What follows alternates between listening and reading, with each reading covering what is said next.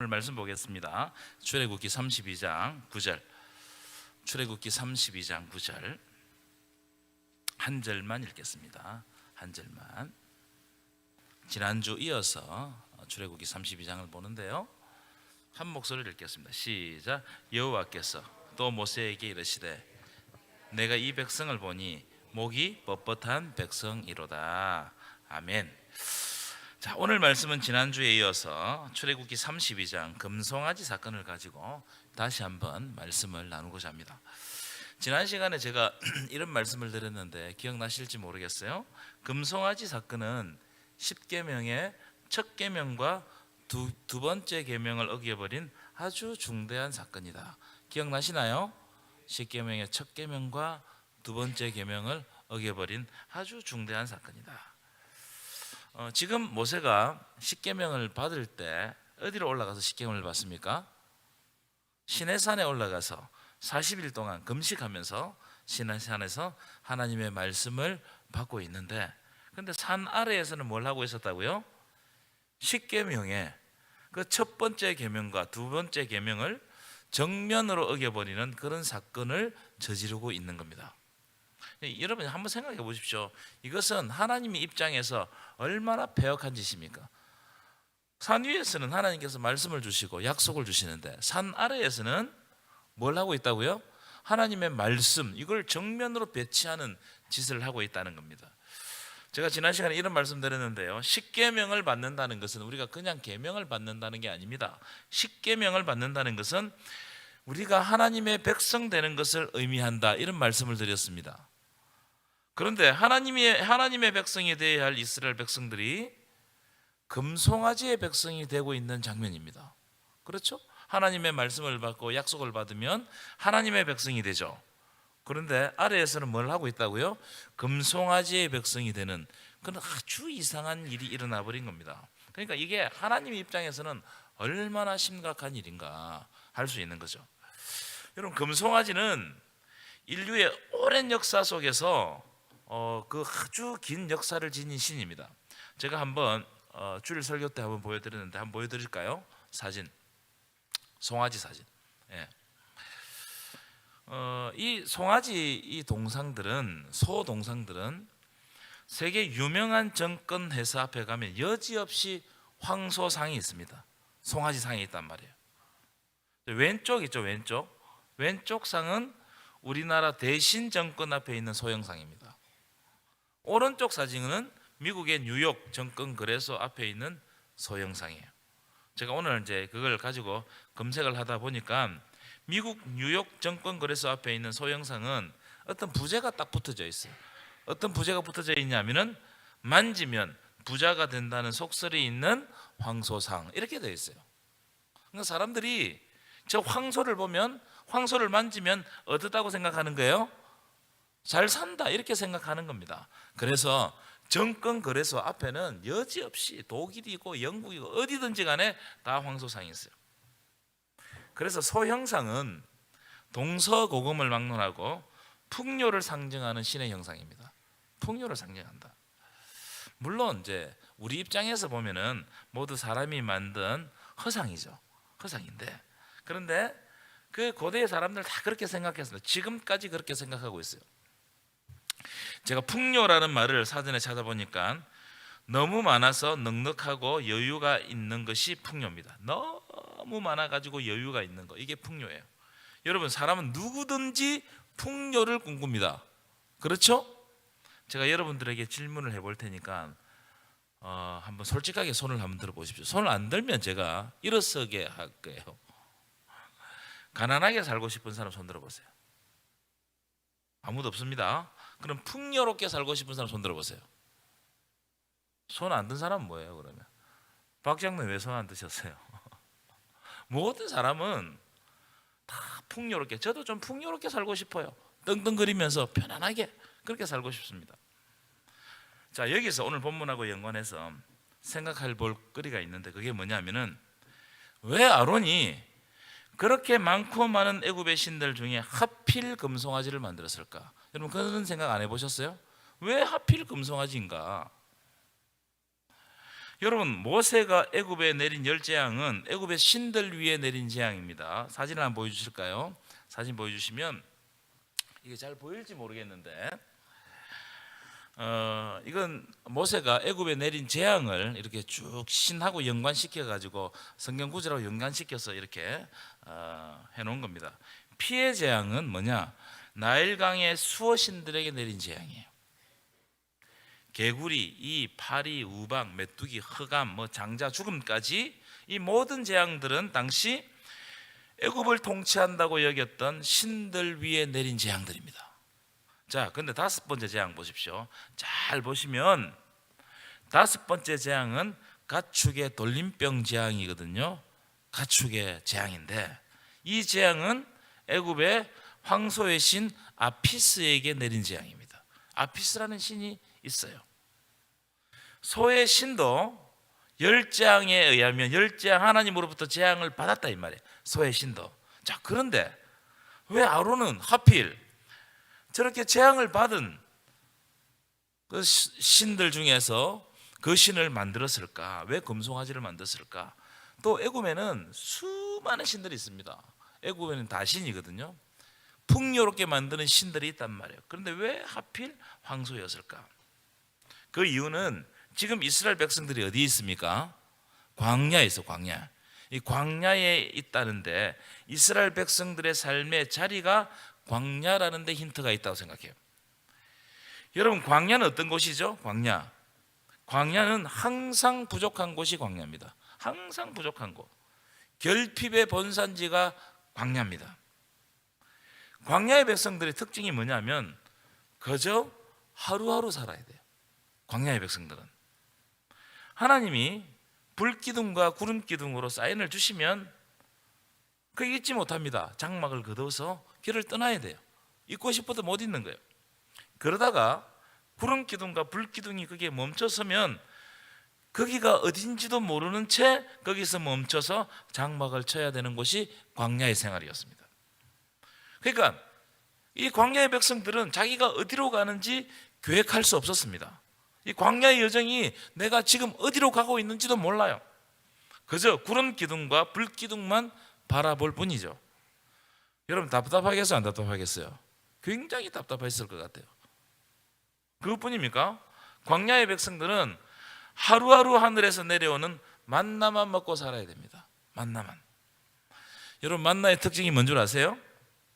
많이 거둘 수 없다는 거예요. 저장할 수 없다는 겁니다. 만나는 남기면, 그 다음 날까지 남기면 어떻게 되죠? 구더기가 돼버려요. 그래서 그날 먹을 만큼만 거두어 들여서 먹는 것이 만나였습니다. 만나였어요.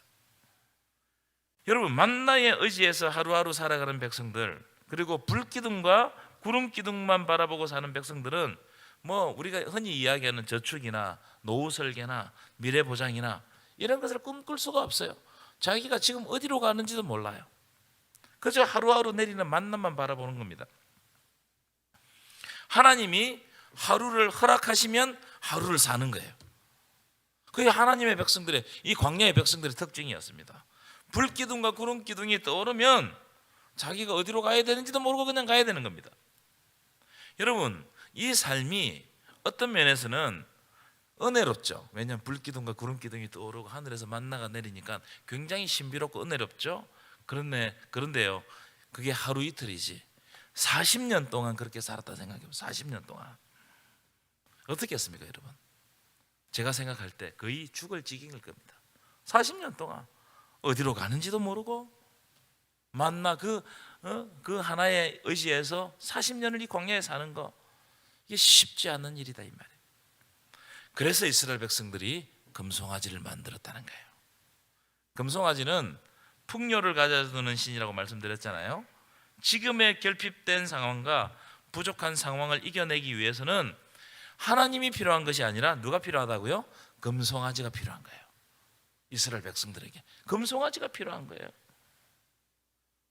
하나님은 계속해서 불기둥과 구름기둥만 바라보게 하시고, 하나님은 계속해서 만나만 바라보게 하시는데, 금송아지는 모든 것을 다 준단 말이죠. 풍요롭게 한단 말이죠. 그러니까 누가 필요하겠어? 광야에서 금송아지가 필요했던 거예요.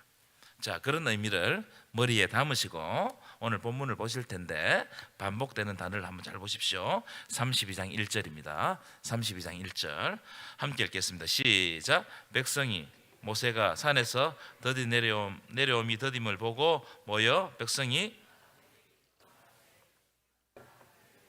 누구를 위하여? 우리를 위하여 우리를 인도할 신을 만들라. 누구를 위하여? 우리를 위하여, 나를 위하여. 32장 8절도 보겠습니다. 32장 8절. 자, 제가 읽어드릴게요. 그들이 내가 그들에게 명령한 길을 속히 떠나 누구를 위하여? 자기를 위하여 송아지를 부어 만들었더니 아론은 이야기예요. 자기를 위하여 송아지를 부어 만들고 그것을 예배하며 그것에게 제물을 드리며 말하기를 이스라엘아, 이런 너희를 애굽 땅에서 인도해낸 너희의 신이라 하였도다. 여기 보면 금송아지 신을 만들었는데 누구를 위해서 만들었다는 거예요? 자기를 위해서, 자기를 위해서, 우리를 위해서, 나를 위해서. 여러분, 세상에 있는 모든 우상은 사람이 자기 욕망을 위해서 만들어낸 거예요. 그래서 칼로 오리고 베고 다듬어서 만드는 겁니다. 자, 이 대목에서 우리는 우리의 예배를 한번 점검해 봐야 된다고 생각해요. 우리의 예배. 여러분, 우리의 예배는 안 그럴까요? 우리의 예배. 자, 8절 다시 보십시오. 자기를 위하여 송아지를 부어 만들었습니다. 그리고 어떻게 합니까? 그것을 예배하며 그것에게 제물을 드렸다는 거예요. 자기를 위해서 만들어 놓고 그것에다가 예배하고 그것에게 제물을 드렸다는 겁니다. 누구를 위해서 예배했다고요? 자기를 위해서 예배했다. 자기를 위해서. 그리고 그 신을 어떻게 불렀느냐? 이는 너희를 애굽 땅에서 인도해낸 너희의 신들이다. 이 금송아지가 너희를 인도한 하나님이라고 일컬었다는 거예요. 심각하죠. 제가 이 대목에서 저와 여러분들에게 묻고 싶은 질문이 있어요. 혹시 우리의 예배가, 여러분의 예배가 나를 위해서, 내 만족을 위해서, 내 마음을 편안하게 하기 위해서 예배를 하는 것이 아닙니까? 나를 위해서, 내 만족을 위해서, 내 마음 편안하게 하기 위해서 예배를 하는 것이 아니냐? 아니면 진짜 우리의 예배가 하나님만을 높여드리고 하나님께 집중하고 하나님의 말씀 앞에 겸손히 서고 순종하고 오직 하나님께 영광 돌리기 위해서 예배를 드리고 있습니까? 여러분, 이걸 우리에게 질문해야 돼요. 그것을 알 수 있는 표징이 뭐냐 하면 내가 드리는 예배가 내 감정에 의해서 좌우되는지 아닌지를 보면 합니다. 내 감정이. 여러분, 많은 사람들이 예배를 잘 드려요. 기분 좋을 때는. 그런데 내 상황이 안 되거나 내가 바쁘거나 내 마음이 안 좋을 때는 예배를 안 드립니다. 왜? 예배할 마음이 없다는 거예요. 그게 뭐냐? 우리를 위해서 예배를 드리는 거예요. 나를 위해서. 굉장히 중요하다고 생각합니다. 아니면 나에게 어떤 상황이 벌어질지라도, 나에게 어떤 위험이 올지라도 하나님의 영광을 위해서 예배를 드리고 있는가? 이걸 질문해야 된단 말이에요. 나는 어디에 속하는가? 그런 예가 성경에 실제로 나옵니다. 사사기 17장에 보면 아주 웃기는 장면이 나와요. 에브라임 산지에 미가라고 하는 사람이 살았는데 그의 어머니가 은 1,100개를 잃어버립니다. 자, 그랬더니 이 어머니가 은이 얼마나 귀합니까? 그래서 은을 훔쳐간 사람을 막 저주하는 거예요. 그러니까 그 아들 미가가 그 은을 가져왔어요. 그럼 그 은을 누가 훔쳐간 거예요? 아들이 훔쳐간 거예요. 미가가 훔쳐간 겁니다. 그러니까 막 이런 좀 혼탁한 시대단 말이에요. 자, 사사기 17장 3절 읽어볼까요? 시작. 미가가 은 1,100을 그의 어머니에게 도로 주매 그의 어머니가 이르되 내가 누구를 위하여? 내 아들을 위하여 한 신상을 새기며 한 신상을 부어 만들기 위해 내 손에서 이 은을 누구에게 드린다고요? 희한하죠. 신상을 만들어 놓고 신상을 만드는데 그걸 여호와 앞에 거룩히 드리노라. 이상하잖아요.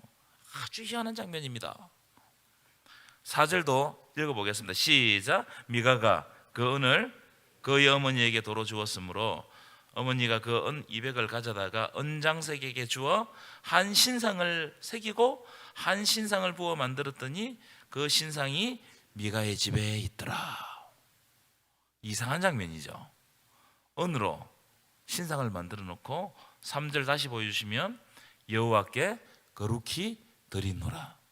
아주 희한합니다. 이게 이 다음 이야기가 어떻게 진행되느냐 하면 레위 사람이 우연히 이 집으로 지나가다가 미가의 집에 들읍니다. 그게 보니까는 미가의 신상이 있단 말이에요. 그러니까 네가 어디서 살며 어디로 가느냐 물었더니 나는 레위 사람이다. 그래서 미가가 내가 너에게 지금으로 같으면 월급을 줄 테니 어떻게 하라고요? 우리 집안에 한 집안만을 위해서 제사장이 되라. 이렇게 제사장으로 삼습니다. 레위 사람이 한 집안만을 위해서 제사장이 되는 거예요. 여러분, 말도 안 되는 일이 실제로 사사기 안에서 벌어졌다 이 말이에요. 나중에 단 자손이 미가의 집에 이르러 가지고 미가의 집에 있는 신상도 빼앗아 가버리고 그 집 제사장도 빼앗아 가버립니다. 이게 웃지 못할 일입니다. 이게 한 지파 전체가 죄에 빠져버렸어요. 그럼 왜 이런 일이 일어나느냐? 이걸 사사기는 분명하게 이야기하고 있어요. 17장 6절입니다. 우리 큰 소리로 한번 읽었으면 좋겠습니다. 시작. 그때는 이스라엘에 왕이 없었으므로 사람마다 자기 소견에 옳은 대로 하나님이 왕이신데 하나님을 왕으로 삼지 않고 그분께 예배를 드려야 되는데 그분께만 예배를 드려야 되는데 자기를 위하여 자기 욕망을 채울 목적으로 예배를 드리거나 자기 만족을 위해서 예배를 드리기 때문에 이런 일이 일어났다 이 말이에요. 우리도 이런 오류를 범할 때가 있어요. 그러니까 하나님을 섬기면서도 우상을 섬기는 그런 웃지 못할 일이 벌어지는 거예요. 우리도 마찬가지입니다. 자, 이제 그런 관점으로 본문을 볼까요? 하나님이 이런 백성에게 뭐라고 말씀하시느냐? 출애굽기 32장 9절입니다. 출애굽기 32장 9절 함께 읽겠습니다. 시작. 여호와께서 또 모세에게 이르시되 내가 이 백성을 보니 목이 뻣뻣한 백성이로다. 이 백성이 어떤 백성이라고요? 목이 뻣뻣하다는 거예요. 여기 목이 뻣뻣하다는 말은 어떤 뜻이냐면은 하나님께 머리 숙여 경배하지 않고, 하나님께는 머리 숙여서 경배해야 됩니다. 경배하지 않고 다른 곳에 가서, 돈에게 가서, 바쁜 데 가서, 내 직장에 가서, 내가 아끼는 곳에 가서 경배하는 사람, 그걸 더 귀하게 여기는 사람, 이걸 목이 뻣뻣하다고 표현하는 거예요. 하나님께 순종하지 않는 사람들을 의미하는 거예요. 요즘 제가 설교를 준비할 때 이런 생각을 할 때가 많습니다. 제가 설교를 할 때 설교를 잘하기 위해서 설교를 하는 것이 아닌가? 이런 생각이 들어요.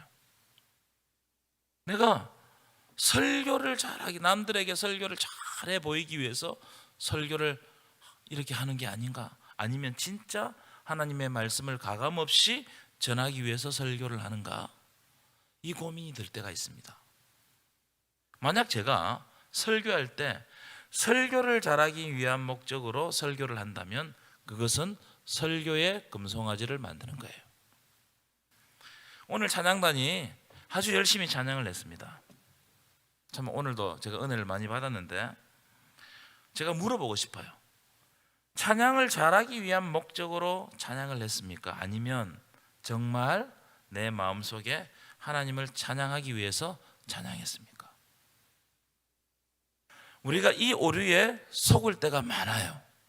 왜냐하면 우리는 남들 앞에 서 있거든요. 그래서 나를 가꾸는 거예요. 나는 그렇지 않은데, 이게 다 바리새인들입니다. 나는 그렇지 않는데 나는 그렇게 보이게끔 만드는 거예요. 이게 우리를 우상 숭배함으로 빠지게 만드는 아주 큰 오류다. 제가 앞에서 이런 말씀 드렸습니다. 광야의 백성들은 하나님이 시스템을 어떻게 만들어 놓느냐 하면은 하루하루 살아갈 수밖에 없게 만들어 놨어요. 하루하루. 구름 기둥과 불 기둥이 움직이는 모습을 보고 그러면 그제서야 움직이는 거예요. 하루하루 하늘에서 내려오는 만나만 먹고 살았어요. 무슨 말이냐면 그때그때마다 주시는 하나님의 은혜에 반응할 때 광야의 삶을 승리할 수 있다는 거예요. 그럼 왜 그렇게 하셨을까? 하나님이 만나처럼 하루하루 은혜를 주시는 것은 지금 이 시간에 내 삶을 누가 책임지고 있다는 거예요? 하나님이 책임지고 있다는 것을 알게 하기 위함이에요. 왜냐하면 우리는 미래를 준비하고 많은 것을 모읍니다. 누구를 위해서? 나를 위해서, 자기를 위해서. 그럴 때 뭐가 잊어버리냐면은 지금 이 시간에 나에게 생명 주시고 나에게 은혜 주시고 나를 이끌어 가시는 하나님을 잊어버릴 때가 있다는 거예요. 여러분, 많이 가질수록 우상을 만들기 쉽습니다. 나에게 있는 그것이 나에게 우상이 될 수 있어요. 금송아지도 이스라엘 백성들이 가지고 나왔던 금고리에서 나온 거예요. 그렇죠? 내가 가지고 있는 것에서부터 금송아지가 튀어나온 겁니다. 우리는요, 하루하루의 삶을 감사하지 않습니다. 우리는 평생 있어야 할 것들을 만들기 위해서 막 금송아지를 쫓아다닙니다. 단지 주일에 교회에만 올 뿐 평생 나의 편안한 안락한 삶을 위해서 평생 뛰어다니다가 하루 그냥 여기 와서 나를 위해서 예배드리고 가는 거예요. 그러나 성경은 하나님 안에서 하루하루 살아가는 삶을 중요하게 여겨요. 하루하루 살아가는 삶 한번 찾아볼까요? 마태복음 6장 31절부터 6장 31절부터 읽겠습니다. 시작. 무엇을 마실까 무엇을 입을까 하지 말라. 32절 시작. 이는 다 이방인들이 구하는 것이라. 너희 하늘 아버지께서 이 모든 것이 너희에게 있어야 할 줄을 아시느니라. 아멘이십니까? 무엇을 입을까 무엇을 먹을까 무엇을 마실까 하지 말라는 거예요. 이것은 다 이방인들이 내 모든 삶을 내가 한번 책임져 보겠다 이렇게 하고 살아가는 거라는 겁니다. 하늘 아버지께서는 지금 이 시간에 너희에게 있어야 할 만나가 무엇인지를 알고 계신다는 거예요. 아멘이세요? 이 믿음을 가지는 순간 나로부터 있는 우상들을 버릴 수가 있어요. 자, 32절 함께 읽겠습니다. 시작. 그런즉 너희는 먼저 그의 나라와 그의 의를 구하라. 그리하면 이 모든 것을 너희에게 더하시리라. 아멘이십니까? 33절 그러므로 내일 일을 위하여 염려하지 말라. 함께 읽겠습니다. 시작. 내일 일은 내일이 염려할 것이요 한낱 괴로움은 그날에 족하니라. 안 띄워주셨군요. 예수님은 이렇게 말씀해요. 내일 일은 내일이 염려할 것이요. 여러분, 오늘 하나님 안에서 만족함이 없고 기쁨이 없고 감사가 없으면 내일은 무슨 의미가 있겠어요? 내일 된들 갑자기 만족함이 있고 감사가 있고 기쁨이 있는 거예요? 그렇지 않습니다. 오늘 하나님 주신 은혜에 반응하고 오늘 감사가 있고 오늘 기쁨이 있고 오늘 지금 이 시간에 하나님을 만나야 되는 것이 중요한 거예요. 오늘 감사하지 않으면 내일 감사한다는 보장이 있습니까? 그 이야기입니다. 오늘 당장 주님 앞에서 여러분의 삶을 내어놓고 이 시간에 나에게 은혜 주시고 나를 돌보아 주시고 나에게 생명 주시는 하나님의 은혜에 감사하시고 기뻐하시기를 축원합니다. 그럴 때 나에게 있는 우상을 떨쳐버릴 수가 있어요. 지금 이 시간에 하나님께서 여러분들과 함께 하실 줄 믿습니다. 그래서 지금 이 시간 기도하는 것이 너무나 중요해요. 하나님 앞에서 기도는요, 지금 이 순간 여기에서 기도하는 순간 하나님은 바로 이 시간에 나에게 응답해 주십니다. 그런데 인간의 삶에서는 과거, 현재, 미래가 있기 때문에 하나님은 바로 응답해 주시지만 우리의 삶 가운데서는 언제 응답되는 거예요? 미래의 어느 순간에 응답되는 거예요. 그러나 내가 지금 기도하면 하나님은 바로 응답해 주십니다. 우리의 시간 속에서는 미래의 어느 순간에 응답되지만 하나님은 바로 역사하셔요. 오늘 우리가 하나님 앞에 기도하면 바로 역사하신 줄 믿습니다. 그럼 우리가 눈으로 보는 응답은 미래의 어느 순간에 일어나지만 이걸 선치라고 그래요. 지금 받지 않았지만 받을 것을 믿고 감사하는 거예요. 내가 기도해 놓으면 받을 것으로 믿고 감사하는 거예요.